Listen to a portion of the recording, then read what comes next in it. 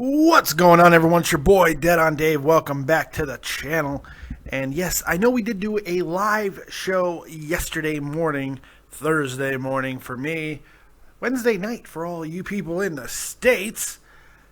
And look, here's the reality. I tried to do an NXT review yesterday, and once again, my stupidity won the day because I forgot to turn on my microphone again because I'm stupid. But it's okay. We're going to knock out NXT and SmackDown right now. I will not be doing it in the regular format where I watch each segment because obviously I already watched NXT, so it didn't make sense. So I've already watched SmackDown and NXT, and I'm going to give you my opinion on both right now. So let's jump right into it. No gilding lily, no foreplay, none of that stuff. We're going to just get to the fucking, and here we go. NXT, man. I really enjoyed this week's episode of NXT. I felt there was a lot of things that happened. It was a lot of fun. The Vaudevillains did their thing. They're getting back into the situation, and now they've earned a number one contenders match with Enzo Amore and Big Cass Colin Cassidy. And that's pretty cool. Should be a good match next week. I'm excited about that. Jason Jordan looks like he is definitely going to be taking on Chad Gable as his new tag team partner, which I think is a really good move. That should be hilarious. Jason Jordan is very impressive, man. I see this. He's a bigger version of Shelton Benjamin. Now, he is not as high-flying as Shelton is, whatever. But don't take for granted how good of an athlete Jason Jordan is. He's more muscular. He's probably a better comparable to like a Jack Swagger. He's a black Jack Swagger with more athleticism as far as being able to fly a little bit. Because Jordan he can move and he can get over the top ropes fairly well. So I'm looking for a lot out of that guy. I think with a good tag team partner, and Gable could be that guy, at least hilariousness-wise, giving out them damn towels, which I want a Gable monogram towel. I think it's hilarious, and I think it could work very well. We also got furthering in the Bull Dempsey situation, who had a match, almost. He almost had a match with a vending machine, almost put a friggin' stool with a vending machine, starts screaming at, "What did I ever do to you?" because he couldn't get his little fat boy snack out of there. As a fat guy, I really appreciate this whole thing. It makes me feel horrible about myself, by the way. But it's pretty damn funny. When Regal took a finger to his mouth and wiped off a little bit of the chocolate that was staining Bull's mouth and then smelled it and then tasted it, I about fucking died. I about fell out of my chair dying from laughter. Look, I know this whole program is not for everybody. I'm sure a lot of people, like typical WWE, you go and you take a good wrestler like Bull Dempsey and you make him a joke. Well, there's some problems with that. Bull Dempsey's not a good wrestler. He's a brawler who had a very similar gimmick to a guy that they already had on the roster in Baron Corbin. And Baron Corbin has a much better look to pull off that gimmick. Bull Dempsey's very one-dimensional. I've never really seen anything out of the guy that makes me go, whoa, he is going to be something really special one day. I think he's really there because something about him, I wonder what it is, maybe his looks, reminded Bill DeMott of himself. And now Bill DeMott, look, you can, maybe I'm being tinfoil dick right now, but is there a coincidence that Bill DeMott's departure coincided with Bull Dempsey's fall from grace? Maybe not. Maybe so. I don't know. I think you can definitely look at it like, well, this guy, we're going to make him a joke. Bill DeMott was a joke, it's something like that. I could see that being a possibility. Or maybe they're just breaking him down to build him back up, and he's going to be a comedy thing. Like, NXT needs comedy friggin' people like that. They need a Santino. They need a Heath Slater, and that's what he is. And it's not a terrible, egregious thing either. It's okay. It's okay, people. It's all gonna be okay. Breathe it out. I know it's hard. What else happened on the show? I thought it was a really good show. The women.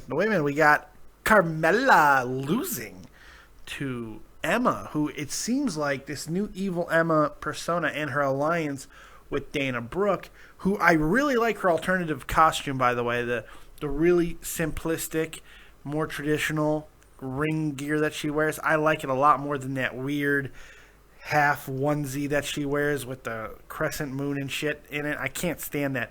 But when she's just in the silver two-piece, she looks great. She looks far more traditional, and maybe that's a problem for some people, but not for me. Not when she's such a hard sell as it is, because she's so terrible in the ring. And also, when she has her hair up like that, it really masks that she has a strange face. Really bizarre face. It's like somebody went to Angelina Love and punched her in the mouth like 50 times. That when her hair is down, that's what she looks like. And when her hair is up like that, she looks gorgeous. I think she's beautiful. But yeah, that's all perception, I guess. The hair down or the hair up? What is better for you? And Emma got that win, and that was really good, getting the victory over Carmella, who's been red hot as of late. So I think that kind of shows the faith that they're having in Emma. Look, Emma was a complete disaster. Absolute complete disaster up at WWE. She was a joke, and an unfunny joke at that. It's okay to be a joke, but when you're a not funny joke, that's a problem. So they brought her back down to NXT. She's rehabilitated herself, repackaged herself into this evil Emma thing, and it works because she's really showing how good of a pure wrestler she is. And she's really good. Her and Carmella had a really solid match.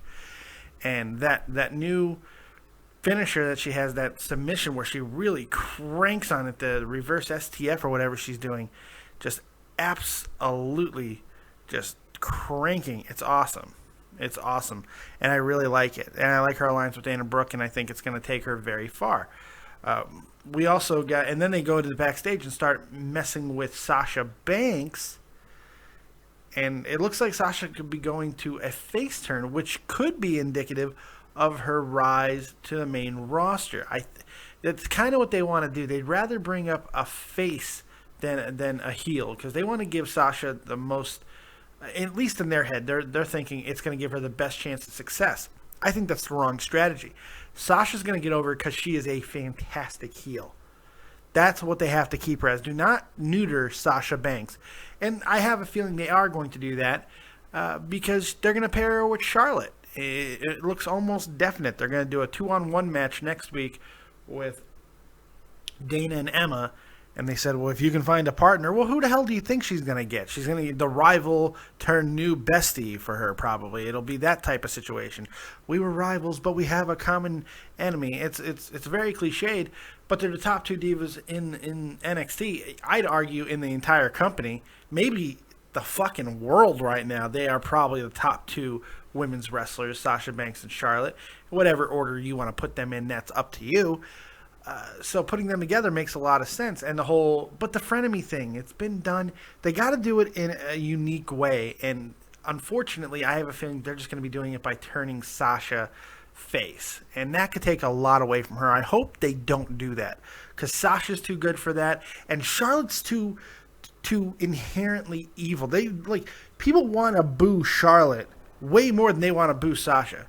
There is something about Charlotte, whether it's because she's Ric Flair's daughter, it's because of the way she looks, it's because I don't know why, but when Charlotte is really even at her best and being a good face, she's not getting typical face reactions. It's just something about her. She is a better heel. She's always going to be a better heel than a face. It's just, that's how it is. And I think the same can be said about Sasha. So I think if you're going to put them together, let them be bad girls. The bad girl alliance. The boss and the bitch. Whatever you want to call them. I think the baddest bitch and the boss. That'd be cool. They'll never use that tag team name in the WWE. But how cool would it be if they did? Man, that would be awesome. God, that would be cool as hell.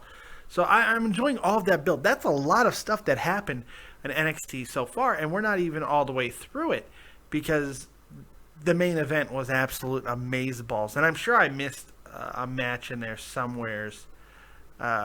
but I don't have my notes in front of me. My copious amounts of notes are eluding me at the moment. I'm very sorry. So it's quite crazy to think about all that, but the main event was absolutely amazeballs. I loved the main event. It was a great main event, a lot of fun. We had Rhino and Kevin Owens tag teaming against Finn Balor and I forgot who. Samoa Joe. Samoa Joe was kind of the forgotten guy in this match when you think about it. When you go back and watch it, he seemed to get the least amount of work in. Finn Balor was ridiculous, and there were so many spots, so many great maneuvers, so many great near falls throughout the match. The crowd was super into it. The finishing sequence, the super kick by Owens into the Pele by Finn hitting the coup de grace and pinning Kevin Owens for the first time in NXT. Only two guys in WWE, period, has pinned Kevin Owens, and that's Finn Balor and John Cena. Pretty good company to be in if you're Finn Balor. Unfortunately, what that probably means for Saturday is Finn is not winning that match. Unfortunately.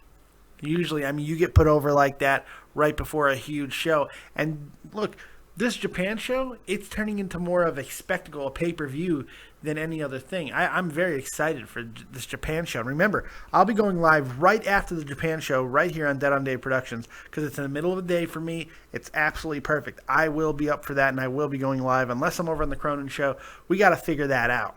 I still haven't talked to him about it, to be completely honest, so we got to figure out what we're going to do. Maybe we'll simulcast it. I think that's a good idea.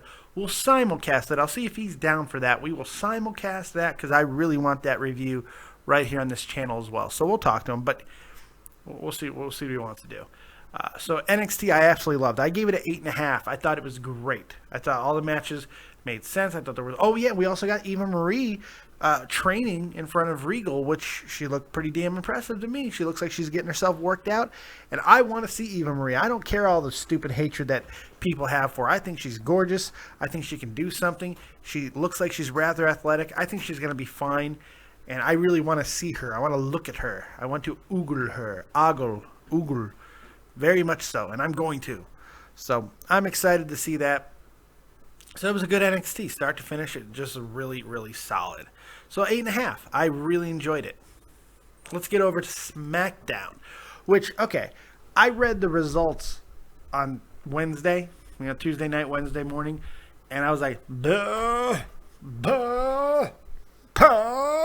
I was like, no, this looks like a doo-doo SmackDown. You gotta watch it, because if you just read it and you don't watch it, I don't know. I think you'll be.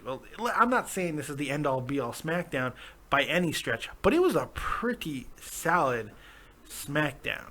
I mean, it's pretty crazy for me how this SmackDown kind of went. There were some good and bad and ugly, but the things that I'm thinking about right now, they came from SmackDown. There were a couple of moments. First, Bray Wyatt and Dean Ambrose. Yes, I'm tired of them, and I'm tired of Dean losing, but this was a good match. It was a good match with a really nice finish. Bray Wyatt definitively beats Dean Ambrose, who interrupted the opening segment, which I hated. I hated the opening segment. Seth Rollins coming out and gloating and all that. I don't care about that. So that's why I'm not even really making reference to it. Ambrose, they don't know what they want to do with him. And that's the only problem I could see out of this whole situation. They don't know what to do with Dean Ambrose. But then again, we said the same thing about Bray Wyatt earlier in the year. Last year, we were saying the same thing. And then they started to go in the right direction. And now he's in a big segment or a big program with the sex machine, Roman Reigns. So, it is what it is on that front. Dean Ambrose is 29. He's not 49. He's got time. They're going to build him. He's going to be in the main event picture a lot. Every time Brock Lesnar leaves, look for guys like Dean Ambrose to come back into the picture. That's how I see it happening. But I don't know. Maybe I'm completely wrong there. Point, though, the match was good. It was a good way to open up the event. Bray Wyatt and Dean Ambrose, as long as they're not doing weird promos, they put good matches together. I do enjoy their matches. So, Then it got a little weird for a while. R-Truth and hot Adam Rose. Thank you and obey. Adam Rose, new gimmick, same results. When you're jobbing in less than a minute to R-Truth, there's something wrong. There's something wrong. R-Truth, who is a jobber himself, it does look like they're building R-Truth a little bit, but Adam Rose is too good for this. Why give him a new gimmick? Why give him Rosa? Why give him these things if you're going to continue to have him lose in these fashions? At least let him wrestle. At least let him and R-Truth go a little bit. Because he seems frustrated to me. I don't know. Maybe there's going to be a payoff with Adam Rose somewhere down the line. I just don't see it yet. So I was a little disappointed with that. They had a good build for Mark Henry. Mark Henry comes backstage and, talking about how Ryback done messed up now because he's bitten off way too much by picking fights with him and Big Show. And that made me go, because I don't care about Henry and Big Show. I don't want to see them anymore. I do not want to watch them lumber around the ring anymore. It hurts my soul to see it. I was wrong for not wanting to see this match. For whatever reason, Mark Henry looked spry in this match. There was so much power, and it was well done power moves. We had headbutts, bear hugs, lifting, failed lifts. We had everything in this match. And then Ryback hits a vertical suplex that, for one, ignited the crowd, and two, it was just cool. The fact that Mark Henry would allow that move to be done on him too, at his age and how much he weighs and everything, tells me that Henry's in the best shape he's been in a long time, because that's high impact. For a guy of his size to go full vertical like that and then slam to the mat, that's impactful at his age and his size. It hurts. Then we had a great meat hook,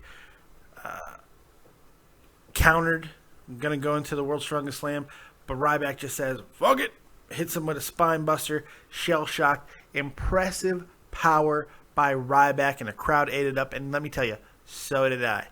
I don't care. You can call me whatever you want. I loved that. I loved it. It's my favorite part of the entire show. Loved it.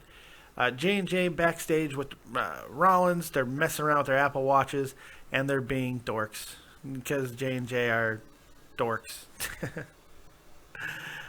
So yeah, that was interesting. I you know what? I like the backstage segment more than I like the opening promo. So there you go. Divas match: Alicia Fox and Brie Bella versus. Brie Bella with Alicia Fox versus Naomi without Tamina. Both Nikki Bella, the Alpha Bella, and Tamina are in Japan, so we are left with these three. The match wasn't that bad, considering we have the botch-tastic Naomi and the underperforming Brie. I thought the match was decent until the strange attempt to finish by Miss Naomi, who hits the double eat defeat to Brie's boobies. That was strange. Alicia gets involved.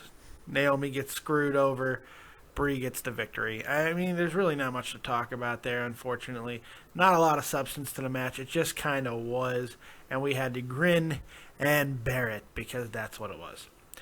Next, Bray Wyatt helps us all out by delivering one of his most spooky friggin' promos yet. I love when he says things like, Roman man, I'll never let you succeed, and I'll burn down everything you love. I love that. That was a terrible Bray Wyatt impression, but I love him. The idea of him always being the antithesis to Roman Reigns, always being that arch nemesis, his Lex Luger. I like the idea, and I hope that remains true, because I think that sets up an interesting little extra to the potential of Roman Reigns and Brock Lesnar at SummerSlam, if that indeed is the way they're going. Now, for that to happen, of course, Brock Lesnar will have to beat Seth Rollins at Battleground. Triple H would have to turn on Seth Rollins and have their match at SummerSlam, which I think is still very much in play. And then Roman Reigns will almost have the victory against Brock, and then Bray will get involved. And that'll set up something for the future for the three of them, and I think that's awesome, because then, boom, not only is he continuing to be the thorn in the ass of Roman Reigns, but he's also in the main event title picture. And Bray Wyatt in there with Brock Lesnar, and more importantly on the microphone with Paul Heyman. The things Paul Heyman will say to Bray Wyatt's creepiness will be hysterical, and I really want to see that. By the way, I did forget a segment in NXT, and I want to go back to it real quick because I completely forgot about it. The final chapter of Finn Balor's his journey. If you did not watch these three, you could watch all three of them together on the network, and it's glorious. It's wonderful. They showed so much cool shit in these three segments, these interview segments, these journeys of Finn Balor. It's incredible. And the third one is awesome. They showed Finn once again pulling back the curtain and showing the entrances and how they build entrances, and Triple H really like point for point showing exactly to Finn what he should be doing as far as learning the cameras, because you got to remember something here, and I don't think enough people give this credit to WWE. When you come over from New Japan and the Indies and you're a big success and all this stuff, the one thing that you have to learn that you never did before is how to properly really sell an entrance to a television audience. You got to learn the cameras. You got to learn exactly where you can stand, where you can't stand, where you can look, and where you can't look. And Finn Balor picked it up beautifully and has one of the most enticing and mesmerizing entrances in wrestling history because of it. And Triple H is a big part of that. And seeing him coach Finn like that was awesome. It was awesome. I'm so looking forward to Finn Balor in Japan. It's not even funny. And it's no small part because of that getting to know you Finn Balor segment. It was awesome. So I just wanted to hit on that real quick because I really did enjoy it. Back to SmackDown. I'm sorry for that, but I had to make reference. We got the Primetime Players next against the Ascension. Here's the thing. It's hard to tell who was the champs in this because the Ascension I thought looked really good. They're the more professional tag team, and I like the fact that they're getting more high-profile matches. Now, granted, it was a non-title match, and it really didn't matter, but I like the fact that they're taking on the champs at all. And here's the reality. When you go watch this match, the Primetime Players looked out of place. They didn't look like they really knew what they were doing in the match. The finish was botched by Titus, and it was really the Ascension that was carrying the match as far as making it look decent. It was still a bad match, but it was not the Ascension's fault. So I think it's really positive that the Ascension are continuing to be with a bad gimmick that's not working. They're continuing to be professionals and paying their dues. If that's what's going on, they're doing it well. Do not lose hope on the Ascension, people. Do not lose hope. That was an ugly, botched clash of the Titus, by the way, by Titus O'Neil. Ugh. Those two really need to come up with a team finisher, the Primetime Players, because it doesn't even feel like they're a team most of the time. You know? It just feels like they're two dudes who are together because they're black. I know that sounds terrible, but that's what it seems like. Hey, you're black, I'm black. Let's be together. That's what it seems like. They have no real good chemistry. When they talk over each other, I think it's stupid. They don't wrestle well together. Most of it is because Darren Young is just god-awful. He is really terrible. He is bad. He's not a good wrestler. That weird sit-down, Doink the Clown, whoopee cushion move that he does is ridiculous.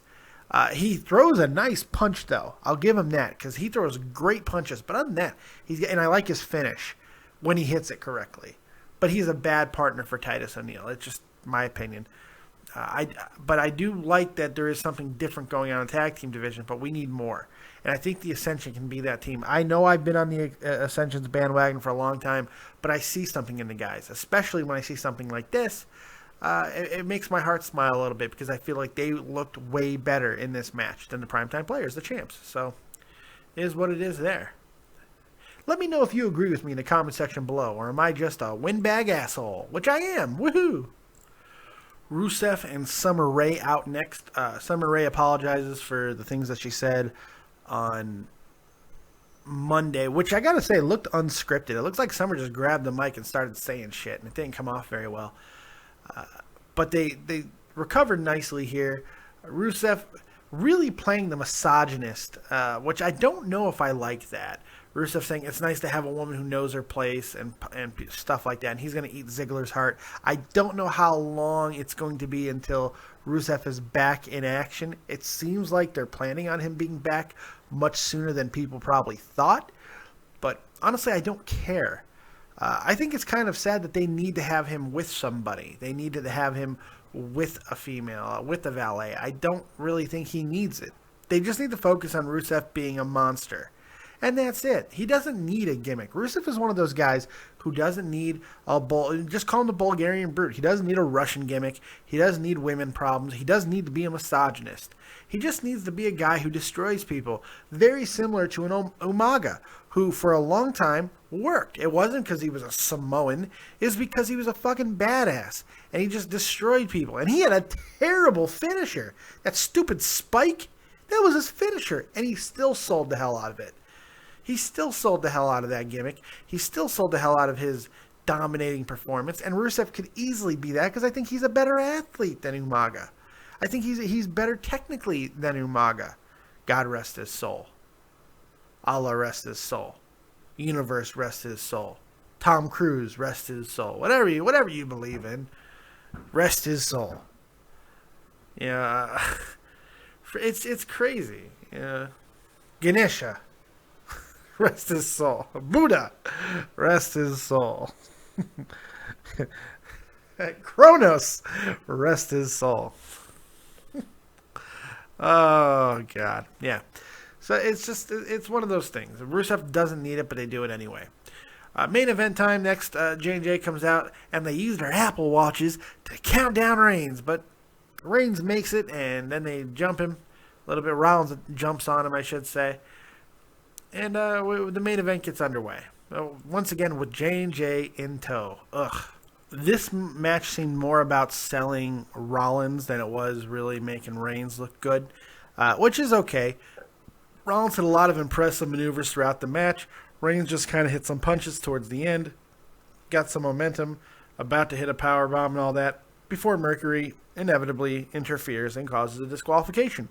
I'm tired of Mercury. I'm tired of J&J. I'm tired. Rollins doesn't need it anymore. Jesus, I understand. It's keep the champ safe and all. I get it. They've been doing it for too long. It feels like his title reign has been 2 years instead of 4 months, whatever it's been. That's not good. I'm tired of this. Tired of it. Can't watch it no more. So then they start beating down Roman. Ambrose makes a save with a kendo stick. Reigns with a Superman punch on Rollins. Mercury makes a save again, getting Rollins out of the way. But Mercury gets dragged, beaten with a kendo stick. Gets Superman punched right in his big stupid head. And we get a 10-pack of kendo stick bangs, spear, and Mercury is sacrificed once again. Show over. I don't know. Not a fan of it. Like, there were some spots of this show that I really did like. I think it was way better than the spoilers or even the written stuff gave it credit for. There's a lot of reviews that you can read that I feel didn't sell it as much as the show was. But that being said, it was a 6. It was a 6.5 at best. And people are saying, oh, it was a 3. Hardly any fucking show is a 3. And you really, a 3? People giving shows a 3, a 4? You know how bad a show has to be for that? And people just don't get it. Look, I think, I hate that. You get it as much as you're going to get it. That's so stupid. Anyway, I give it a 6. I thought there were some great spots, things I'm going to remember. Most importantly, that Ryback vertical suplex on Mark Henry. These acts of strength still get me. Acts of strength, Jesus, still get me. And I enjoy them as much as I did when I was 10. So, I don't know. 6.5, I thought 6.5. I think NXT was way, way better. But I am juiced up to watch Beast in the East. That should be awesome. Also, Brock Lesnar has been announced for Monday Night Raw in Chicago, which is awesome. That's going to be great. That's going to be great. In Chicago, all these huge guys. I believe it's the go-home show. Is it already? I don't know. Maybe there's 2 more weeks until Battleground. I can't remember. But it's going to be awesome. Chicago should be a rockin'. CM Punk no longer lives there. He lives in Milwaukee now. So he shouldn't be a factor. It'd be funny if CM Punk did show up at a Raw. It would be something douchey enough for him to do. Under contract to UFC, but CM Punk just can't stand not being in the spotlight, so he shows up and throws everything into flux. God, would WWE even let him in the building? Would he be able to sneak in? Wouldn't that be interesting? I don't know. Most people aren't watching the show at this point to even hear this, so I can basically say what I want. Fluffer Nutter Peanut Butter. John Malkovich's foreskin. Macaulay Culkin's anal pubes. What else can I say? Angela Lansbury's clitty litter. I can say whatever I want. At the end of the show, none of you fucks are watching it. I know. Maybe 3 people watch my shows to the end. Because I'm basically terrible. That's okay. Because I enjoy my voice. I enjoy listening to me. You know what I do? I do these shows, and then later on in the day, I masturbate to them. I listen to my voice, and I get a little stroking. You know why? Because I enjoy me. I don't know if you're able to hear that, but my wife just yelled from outside that I'm disgusting. And she's right. I am. And that's why you never fuck me. Yeah, You're hiding in the bushes? Oh, because I don't shave my dick. Yeah, I got a lot of pubic hair. It's pretty bad. It's like 70s porno bad. Hey, that's what a real man is. He's puberific. Puberific definition. Make my penis loco. What? At least I cut my down once in a while. You do. You do shave the Serengeti every now and then.